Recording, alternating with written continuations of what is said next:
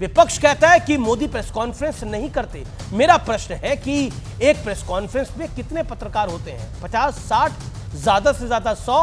क्या सभी सवाल पूछ पाते हैं? जवाब है नहीं। अच्छा, हमको सिखा रिया है। लेकिन जिन 220 से ज्यादा, 225 से ज्यादा पत्रकारों को पीएम मोदी ने इंटरव्यू दिया है, उन सभी पत्रकारों ने उनसे सवाल पूछे हैं। हर वो सवाल हुए हैं जिनके जवाब देश की जनता के साथ साथ शायद खुद विपक्ष भी जानना चाहता होगा। देखेगा, घबराना नहीं। जनरेशन आपसे पूछना चाहती है, आपका कोई बेस्ट फ्रेंड है? नरेंद्र मोदी का कोई बेस्ट फ्रेंड है? BFF, best friend for ever. मतलब क्या मतलब आपका कोई खास दोस्त है जिसके साथ आप दिल की बात करते हैं? अबे साले, जो माफ करना, मैं जो मेरा पहला सवाल होगा ये कि क्या ये चुनाव महज एक फॉर्मेलिटी है? हौले हौले हो जाएगा प्यार, अब की बार 400 पार। किसी ने लिखा, दिल का भंवर करे पुकार, अब की बार 400 पार। तो सर रफ्तार यही रहेगी तो फिर 29 में फिर 450 पार की बात होगी। प्रधानमंत्री जी, क्या आप सिर्फ 24 की तैयारी करके बैठे या 29 की भी करके बैठे? सर देखिए, ये कितनी बड़ी बात है कि चुनाव समाप्त नहीं हुआ और हम आपके अगले टर्म की बात कर रहे हैं। आपने कहा 2047 तक, तो कह रहे हैं मोदी जी ने बड़ा लंबा प्रोग्राम बना दिया, ये तो कहीं जाने वाली नहीं 47 तक। उत्तर से दक्षिण तक, पूरब से पश्चिम तक एक नैरेटिव है मोदी जी, और ये हमारा एनालिसिस है, वो है नरेंद्र मोदी। मोदी एक नैरेटिव है।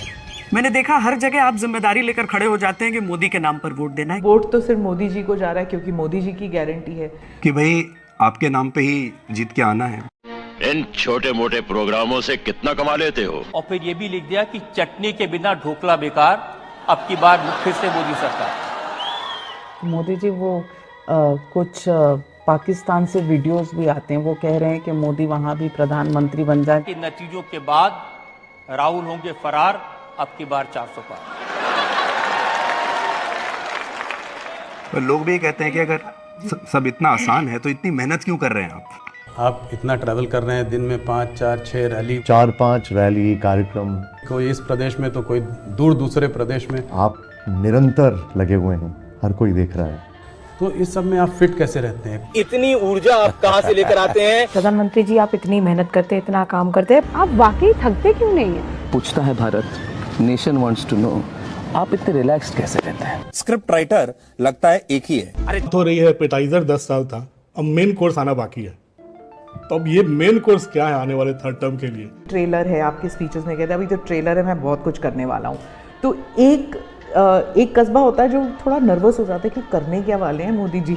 अपने इसके साथ साथ उनका नींद उड़ा दिया है। अभी जो दिया है ये सिर्फ ट्रेलर है, पिक्चर अभी बाकी है।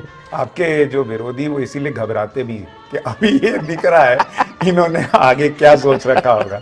और विरोधी ये भी सोचते हैं कि इतना कॉन्फिडेंस, आप लबरेज हैं कॉन्फिडेंस से, मतलब आपको नर्वसनेस जरा भी नहीं है। और शीर्ष पर बने रहना, जैसे कहते हैं अंग्रेजी में, it's always very lonely at the top. और शीर्ष पर बने रहना का अपना एक दबाव भी होता है बहुत। आप कभी उस दबाव को महसूस करते हैं? सबसे इंटरेस्टिंग चीज मेरा रह गई बतानी, इन्होंने जैसे शादी का कार्ड छापते हैं ऐसे शादी का प्रोग्राम छापा है। इन्होंने लिखा 1 जून को मेहंदी और 2 को केजरीवाल की विदाई और लंच पे रोना धोना शुरू। 5 बजे विपक्ष की विदाई, 6 बजे विदाई का रोना और 7 बजे पप्पू जाएंगे इटली। ये क्या है? सच्चा पत्रकार बनना चाहते थे, नेताओं का दल्ला बन के रह गए। बहुत बहुत धन्यवाद प्रधानमंत्री जी, एक बार फिर से आपका इतना समय देने के लिए। दर्शकों को भी प्रधानमंत्री जी आपका बहुत धन्यवाद हमें समय देने के लिए। लेकिन प्रधानमंत्री जी, अपने इतने व्यस्त शेड्यूल में से आपने इंडिया टीवी के लिए समय मैं आपके दर्शकों को भी मेरा प्रणाम कहता हूँ। बहुत बहुत धन्यवाद प्रधानमंत्री जी, आपने समय निकाला, आपने हमें इतना समय दिया। इस काम के लिए तो वक्त ही वक्त है।